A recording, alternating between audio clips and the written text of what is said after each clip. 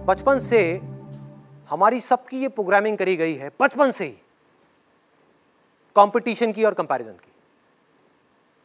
School में competition, घर में कंपटीशन, भाई बहन का आपस में कंपटीशन। वो बहुत अच्छा है पढ़ाई में, तू बिल्कुल बेकार है। वो कितना अच्छा खेलता है, तू क्यों नहीं खेल पाता। वो कितना अच्छा दिखता है, तू इतनी अच्छी क्यों नहीं दिखती। कंपटीशन एंड कंपैरिजन्स, इससे हुआ क्या, हमारे माइंड की प्रोग्रामिंग हो गई। हम चाह करके भी इस दुनिया को बिना किसी कंपटीशन के, बिना अपने आप को किसी और से कंपेयर किए देख ही नहीं सकते। या तो हम किसी को अपने से कंपेयर करेंगे, उसको अपने से ऊपर बिठा देंगे, या उसको अपने से नीचे गिरा देंगे। इस प्रोग्रामिंग को अगर तोड़ना है तो एक सवाल को बीच में लगाना ही होगा, उसके बिना ये प्रोग्रामिंग नहीं टूट सकती। आप ऑटो पायलट पे चलते ही चले जाओगे, फंसते ही चले जाओगे, आपको समझ ही नहीं आएगा कि मेरी प्रॉब्लम्स की जड़ क्या है। आपके पास में एक छोटी गाड़ी है, आपने देखा कि आपका जो पड़ोसी है उसके पास में भी छोटी गाड़ी थी, अब वो एक बड़ी गाड़ी ले आया। आपके पास में सेंट्रो है, वो होंडा सिटी ले आया। आपका बहुत खास दोस्त है, वो भी इंजीनियर है, आप भी इंजीनियर हो, दोनों एक तरह का काम करते हैं। अब जब भी आप उसकी गाड़ी को देखोगे तो क्या होगा, कंपैरिजन आएगा कि उसके पास में ये है, मेरे पास में ये नहीं है। तो आपके अंदर एक डिजायर उठेगा उस लेवल पे, बल्कि डिजायर नहीं, सबसे पहले एक विश उठेगी कि काश मेरे पास भी एक ऐसी बड़ी गाड़ी हो। अब ये विश धीरे धीरे जैसे जैसे आप उसकी गाड़ी को देखते चले जाओगे, उसके बारे में सोचते चले जाओगे, ये डिजायर बन जाएगी। अब देखो ये डिजायर किस तरीके से फंसाएगा आपको, कि आपने उसके वो गाड़ी देखी और आपके अंदर डिजायर उठा कि मुझे ये गाड़ी चाहिए, बड़ी गाड़ी चाहिए, और आपका दिमाग चलना शुरू हो गया, माइंड में इमेजिनेशंस आनी शुरू हो गई कि मुझे चाहिए चाहिए चाहिए चाहिए चाहिए। आपने रास्ते निकालने शुरू कर दिए, इन डिजायर्स के अकॉर्डिंग माइंड ऑटोमेटिकली रास्ता निकालता है कि अब ये कैसे मिल सकती है, जल्दी से जल्दी ये कैसे मिल सकती है। उस वक्त हमको और कुछ दिखाई नहीं दे रहा होता, कुछ और चीजें समझ नहीं आ रही होती। और हुआ क्या कि आप गए और कुछ महीने बाद जा करके एक गाड़ी खरीद करके ले आए, फाइनेंस करा ली। आपकी इतनी कैपेसिटी नहीं है उस गाड़ी को अफोर्ड करने की, लेकिन डिजायर बहुत स्ट्रांग था, तो उसने वो करवा दिया काम आपसे। अब जैसे ही आपने फाइनेंस कराई, आपकी जो सेविंग्स थी वो भी उसमें लग गई, प्लस मंथली इंस्टॉलमेंट्स बन गई। आपकी सैलरी का एक बहुत बड़ा हिस्सा 20% या 30% उस इंस्टॉलमेंट में जाने लग गया। सोचो, अगर आपके बॉस को इसके बारे में पता लग गया तो वो क्या कर सकता है। उसको ये समझ आ जाए कि आपके अंदर इस गाड़ी को खोने का डर है कि अगर किसी वजह से मेरी ये गाड़ी मेरे हाथ से चली गई तो मैं क्या करूंगा, इस सोसाइटी में जाकर के कैसी अपनी शक्ल दिखाऊंगा लोगों को। छोटी गाड़ी में आ गया वापस से बड़ी गाड़ी से, तो उस गाड़ी से आपको इतनी अटैचमेंट हो गई, उस पर किसी ने स्क्रैच मारा तो लड़ाई झगड़ा, कुछ भी हुआ तो प्रॉब्लम। हम चिपकते ही चले जा रहे हैं उस गाड़ी से, और उस चिपकने की वजह से क्या हुआ, उस डिजायर की वजह से क्या हुआ, अब आप पूरे के पूरे ट्रैप में फंसते चले जाओगे। ये मैंने एक गाड़ी का एग्जांपल लिया है, ऐसे और बहुत सारे एग्जांपल्स हैं। और हुआ क्या कि जैसे उस बॉस को ये समझ आया कि अब आप इस नौकरी को छोड़ना अफोर्ड नहीं कर सकते, अगर आपने छोड़ी तो आपकी इंस्टॉलमेंट्स इतनी ज्यादा है इस गाड़ी की, क्या प्रॉब्लम में आ जाओगे। तो अब वो बॉस क्या बोलेगा आपको कि आपको डेली 2 से 3 घंटा ओवर टाइम करना है। क्या आप मना कर पाओगे? यस और नो? नहीं कर सकते। आप फंस गए हो और आप इस चीज को समझ ही नहीं पाओगे आप फंसे किसकी वजह से हो। आपके अंदर एक डर पनपेगा कि अगर मैंने जॉब छोड़ दी और 3-4 महीने तक मुझे कहीं और जॉब नहीं मिली तो मेरा क्या होगा, ईएमआई कहां से दूंगा, मेरे घर के खर्चे कहां से निकलेंगे, ये कैसे होगा, वो कैसे होगा। फंसते चले गए। आपके अपने डिजायर ने बॉस के थ्रू आपको फंसा दिया,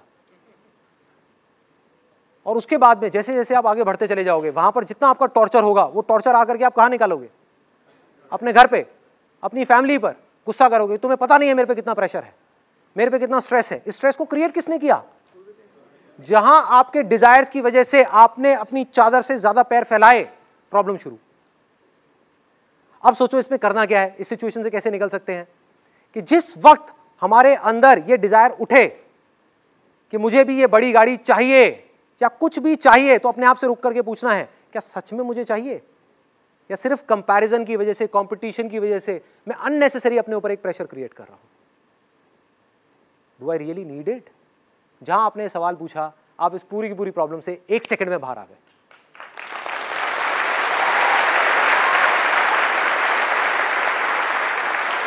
आपकी इंटेलिजेंस बीच में आ गई, वो आपको बचा सकती है। डिजायर को उठने से पहले ही आपने खत्म कर दिया। आपने कहा मुझे गाड़ी नहीं चाहिए, मुझे आजादी चाहिए, आई नीड फ्रीडम, कि अगर मुझे उस जॉब में मजा नहीं आ रहा और मुझे लात मारनी पड़े उस जॉब को, तो मैं 1 सेकंड भी ना लगाऊं, लात मार दूं। मुझे एक स्ट्रेस फ्री लाइफ चाहिए, मुझे एक टेंशन फ्री लाइफ चाहिए, इन सब में कोई ट्रैप नहीं है। जहां हम चीजों से जा करके जुड़ गए वहां पे ट्रैप ही ट्रैप है, सारी की सारी प्रॉब्लम्स है। करना क्या है उस सिचुएशन में? उस गाड़ी को छोड़ना है। क्या प्रॉब्लम है? गलती कर दी, गाड़ी ले ली बड़ी, बेच दो, छोटी गाड़ी ले लो, सारी प्रॉब्लम सॉल्व। लेकिन हमारा दिमाग कभी इस डायरेक्शन में जाएगा ही नहीं। सारा का सारा जो खेल है वो मन का है। मन है प्रॉब्लम। लोग कर क्या रहे हैं? अपने मन की सुन रहे हैं, मन से प्यार कर रहे हैं, भगवान से डर रहे हैं। करना क्या है? इसका उल्टा, भगवान से प्यार करना है और मन से डरना है।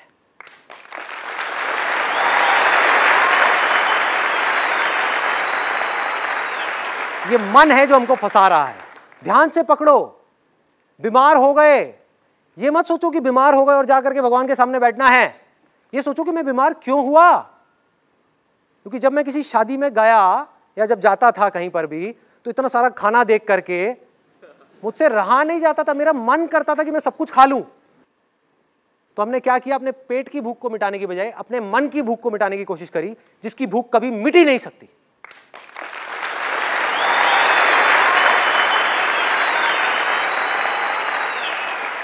खाते रहे खाते रहे खाते रहे, जा करके हॉस्पिटल में पहुंच गए। अब भगवान को बोल रहे हैं, भगवान तूने ये क्या कर दिया?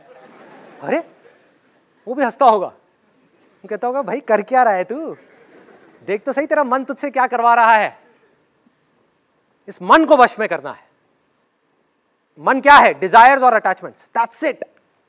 आप खुद एक चीज से या एक सिचुएशन से या एक इंसान से अटैच हो जाते हो, जहां आप उसके साथ में चिपक गए तो क्या होगा? उसका सुख दुख आपका सुख दुख बन गया। वो मिला तो खुश, नहीं मिला तो परेशान। किसने कहा है चिपकने के लिए? फॉर एग्जाम्पल, अगर आपको उठा करके आपकी गाड़ी की वजह से आपके बॉस ने एक पिंजरे में डाल दिया, पिंजरा ही हो गया ना, कि ना आप उस जॉब में मजा आ रहा है आपको, ना उसको छोड़ सकते हो ना कर सकते हो। बेमन के किसी काम को करोगे तो क्या तरक्की करोगे उस पर? कहाँ आगे बढ़ोगे? काम का असर किस पे आएगा? रिलेशनशिप्स पे आएगा। सब कुछ जुड़ा हुआ है और हम फंसते ही चले जाएंगे। हमें बनने के डिजायर्स पैदा करने हैं कि मुझे कुछ बनना है, जो भी मैं आज हूं उससे बेटर बनना है। मैं एक पेंटर हूं तो मुझे एक बेटर पेंटर बनना है, मुझे और चाहिए। ये खतरनाक डिजायर है।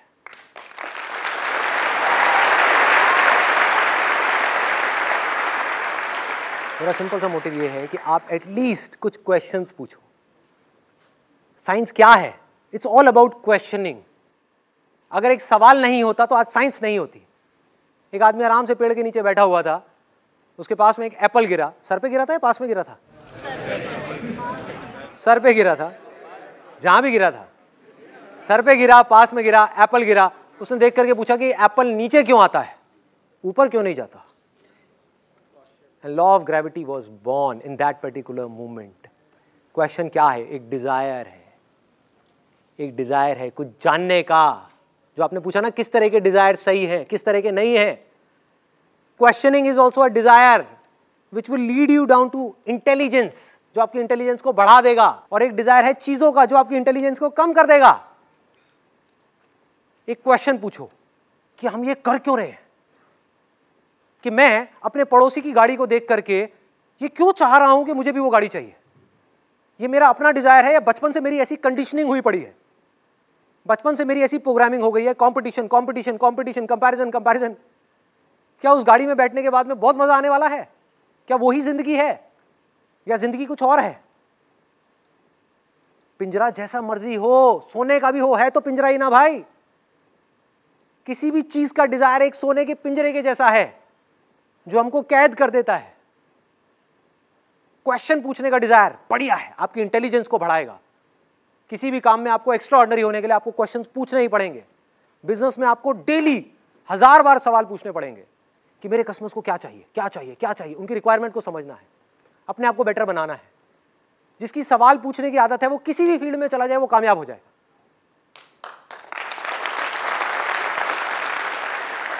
उसको कोई रोक नहीं सकता। सपोजिंगली 2 इंजीनियर्स हैं आईआईटी के अंदर, एक है जो सिर्फ रट्टा मार रहा है, एक है जो इस फंडे को समझ रहा है। जिसको फंडा समझ आ गया वो किसी भी प्रॉब्लम को सॉल्व कर सकता है, लेकिन जिसने रट्टा मारा वो सिर्फ एक ही प्रॉब्लम को सॉल्व कर सकता है।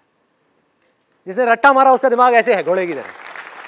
जिसने बेसिक्स को समझ लिया वो कुछ भी कर सकता है। अब बेसिक्स को वही समझ सकता है जो क्वेश्चंस पूछ सकता है, सही तरह के क्वेश्चंस, सही जगह पर पूछते चले जाना है, पूछते चले जाना है, पूछते चले जाना है, उससे माइंड शार्प होता चला जाएगा।